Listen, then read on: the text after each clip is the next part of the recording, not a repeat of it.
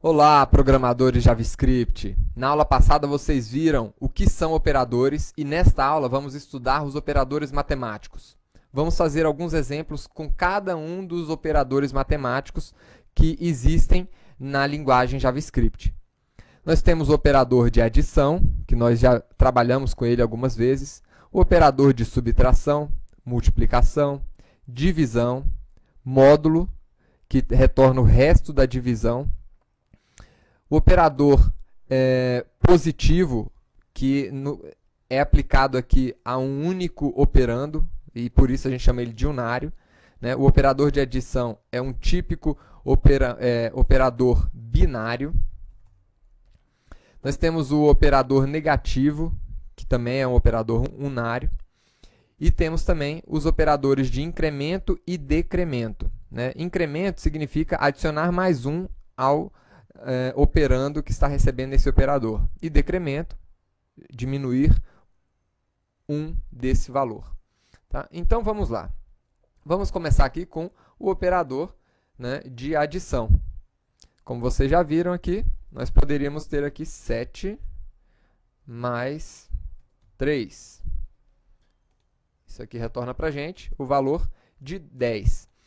Além de executar uma operação de soma com dois valores numéricos, nós vimos que também podemos utilizar o operador de soma para concatenar duas strings. Oi. E poderia concatenar aqui com pessoal. E ele vai trazer aqui oi, pessoal.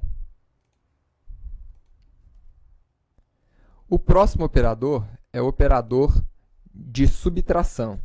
Então, imagine aqui que nós temos o número 12 menos 5. E eu posso utilizar, inclusive, números fracionados aqui, 12,3, por exemplo, para executar a nossa operação. Então, está aqui. Se tentarmos executar uma operação de subtração em duas strings, essa operação aqui não é possível, viu, pessoal?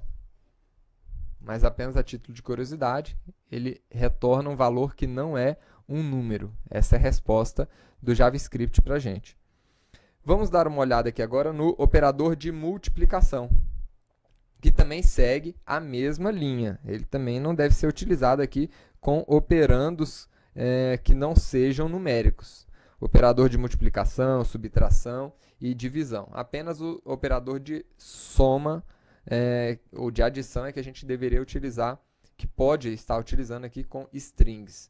Então, vamos aí para o operador de multiplicação, por exemplo, 5 vezes 3.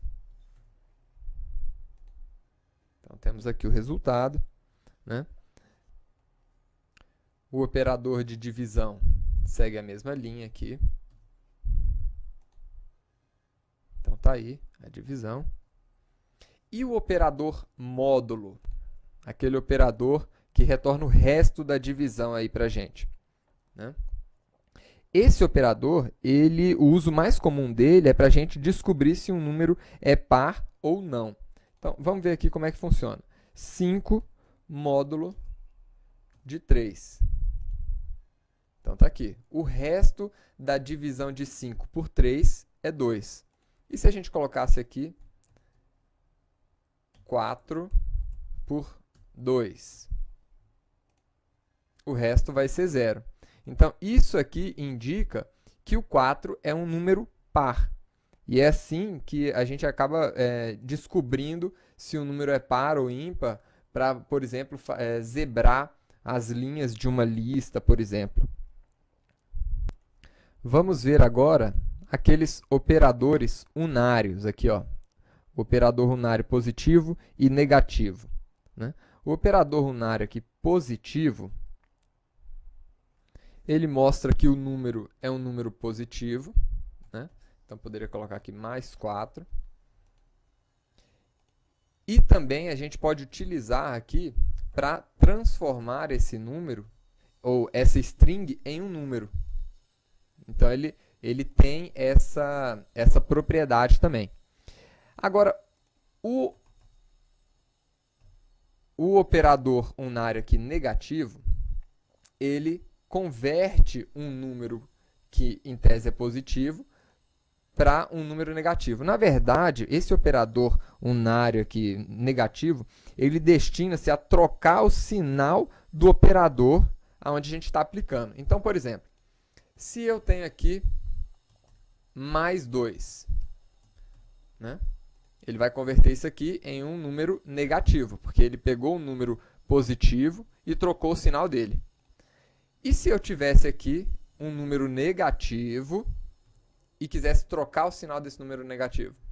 Tá aí, ele converteu esse valor unário aqui, ele converteu o sinal, né, trocou aqui o sinal do número que nós estávamos trabalhando aqui. Então, lembrando das aulas de matemática, mais com mais dá mais com menos dá menos e menos com menos dá mais. Vamos agora conhecer os dois últimos operadores aqui matemáticos de JavaScript, que são os operadores de incremento e de decremento, né? Para ficar mais claro o nosso exemplo, eu vou criar aqui duas variáveis, x e y, né? E vou colocar aqui o seguinte. Na variável x, eu vou colocar um valor aqui 6, e a variável y eu vou incrementar com o operador de incremento. Então, vamos colocar aqui mais x, né? Estou incrementando o valor de x. E vamos apresentar aqui esses dois valores, né? X, vou até colocar aqui, x igual x, e vou colocar aqui o valor. Estou fazendo uma concatenação de string aqui. E o y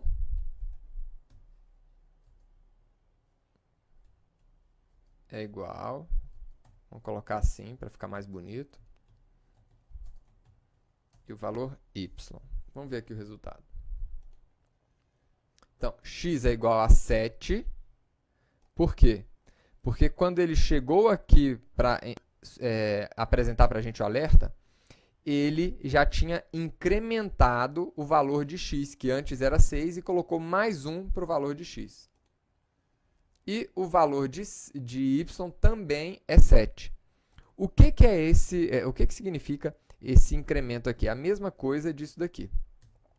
X mais 1. Né? Então, mais x é a mesma coisa de x mais 1. Ou, melhor dizendo, é a mesma coisa de falar isso aqui. X é igual ao valor de x mais 1, porque eu estou incrementando a própria variável x. Agora, existem duas formas de utilizar esse operador de incremento, né? Eu posso utilizar ele antes da minha variável, aqui antes do meu operando, ou depois do operando, né? Antes do operando, eu chamo aqui de pré-incremento. Depois do operando, eu chamo de pós-incremento. O que significa isso? Se eu colocar o mais antes, né, ou seja, pré-incrementar o meu operando, eu vou adicionar mais 1 para o meu operando antes, né, do JavaScript prosseguir no fluxo do script aqui. E o pós-incremento, ele primeiro realiza o fluxo e depois ele realiza a operação. Então, o que acontece? Vocês viram que tanto x como y passou a ser igual a 7. Agora, x passa a ser igual a 7 e y igual a 6. Por quê? Porque o script, ele primeiro atribuiu o valor x, que já estava aqui, a y, e depois ele realizou a operação de incremento. Então, o incremento foi feito depois da operação, por isso pós-incremento. Tá certo? E eu tenho a mesma coisa para o sinal de menos. Então, que é o decremento. Aqui eu tenho x igual a 5 e y igual a 6. Por que y igual a 6? Porque ele decrementou, né, só depois de realizar a operação de atribuir o valor de x a y. Se a gente alterar isso aqui, ele vai fazer o decremento antes de realizar a operação. Então, 5 para x e 5 para y. Então, esses são os operadores matemáticos da linguagem JavaScript. Espero que vocês tenham gostado, pessoal. Vamos continuar a ver os outros operadores da linguagem na próxima aula.